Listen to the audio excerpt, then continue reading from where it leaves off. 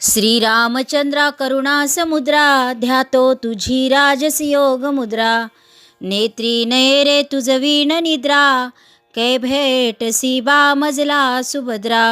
श्रीराम जय राम जय जय राम. सद्गुरू श्री ब्रह्मचैतन्य गोंदवलेकर महाराज आम्हाला 17 एप्रिल या प्रवचनामध्ये काय सांगतात तर, संत तू भगवंताचा आहेस ही जाणीव आम्हास करून देतात. आपण कोणतेही कृत्य करीत असताना ज्याकरिता ते कृत्य आरंभिले ते जसे आपल्या डोळ्यासमोर असते त्याप्रमाणे नाम घेताना आपण नाम कशाकरता घेतले त्यांची अखंड जाणीव असावी. ही जाणीव अखंड ठेवणे म्हणजे मी भगवंताचा आहे हे जाणणे, याचे नाव अनुसंधान ठेवणे. वास्तविक आपण भगवंताचे आहोतच, पण मी विषयाचा आहे असे भ्रमाने वाटू लागले. संत तू विषयाचा नाहीस भगवंताचा आहेस असे सांगतात. हीच संतांची खरी कामगिरी आणि याकरिता ते नाम घ्यायला सांगतात. नाम घेणे म्हणजे काय तर मी विषयाचा नाही भगवंताचा आहे असे मनाला सांगणे आणि मनात तशी जाणीव उत्पन्न करणे आणि ही जाणीव टिकविण्याकरिता पुन्हा पुन्हा मनाला तेच सांगणे म्हणजे तेच नाम सतत घेणे. तुम्हाला रामदर्शन पाहिजे म्हणता, पण राम तुम्हाला ओळखता कसा येणार? रामदर्शन व्हायला रामाचे अंतर काढता आले पाहिजे ना. रामाला पक्के ओळखता आले पाहिजे. याकरिता अंतःकरणाची पवित्रता पाहिजे, शुद्ध भाव पाहिजे.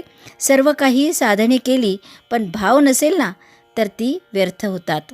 म्हणून नाथ महाराज म्हणतात, येथे करिता ती गोपालकाला, हरिनामेत याचा गलबला.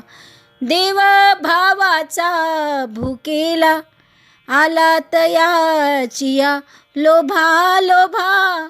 म्हणून देव आजही युगे 28 झाली तरी विटेवर उभा आहे. कारण का तर पुंडलिकाचा भाव शुद्ध आहे. कालांतराने त्यामुळे भाव उत्पन्न होईल हे खरे, पण भाव ठेवून साधने केली म्हणजे प्राप्ती लवकर होते. नवविधा भक्तीमध्ये सोपी आणि मुख्य भक्ती म्हणजे अर्पण करणे ही होय. आपण सर्वस्वी देवाचे होऊन राहावे म्हणजे आपण जे काही करतो ते सर्व अर्पणच होते. ज्याने त्याने आपले हित ओळखून वागणे हे जरूर आहे. कल्याणाचा मार्ग कोणीही दाखवील, पण त्याप्रमाणे वागणे हे ज्याचे त्याच्याकडे असते. बंधनाला खरे कारण परिस्थिती नसून आपल्याच मनाची ठेवण हे आहे. कोणत्याही परिस्थितीत कोणत्याही काळात आणि वाटेल त्या अवस्थेत घेण्यासारखे एक भगवंताचे नाम तेवढे आहे. त्या परिस्थितीत पूर्ण समाधान राहणे ही देवाची पूर्ण कृपा होय. अग्नीचा उपयोग तो करून घेणाऱ्यावर असतो ना, तसा देवाचा उपयोग जसा करावा तसा होतो. परमेश्वराच्या ध्यानाने सिद्धी येतात आणि सिद्धी तर त्याज्य, पण म्हणजे मग परमेश्वराचे ध्यान करूच नये की काय? तर ध्यान हे सिद्धी मिळवण्याकरता करू नये. परमेश्वर प्राप्तीकरिता निष्काम बुद्धीने ध्यान करावे म्हणजे परमेश्वर सिद्धी अडथळे दूर करतो.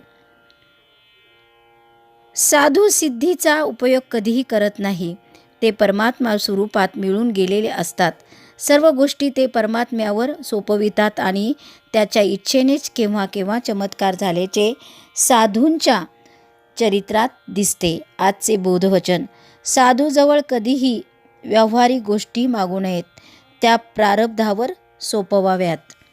जानकी जीवन स्मरण जय जय राम. श्रीराम जय राम जय जय राम.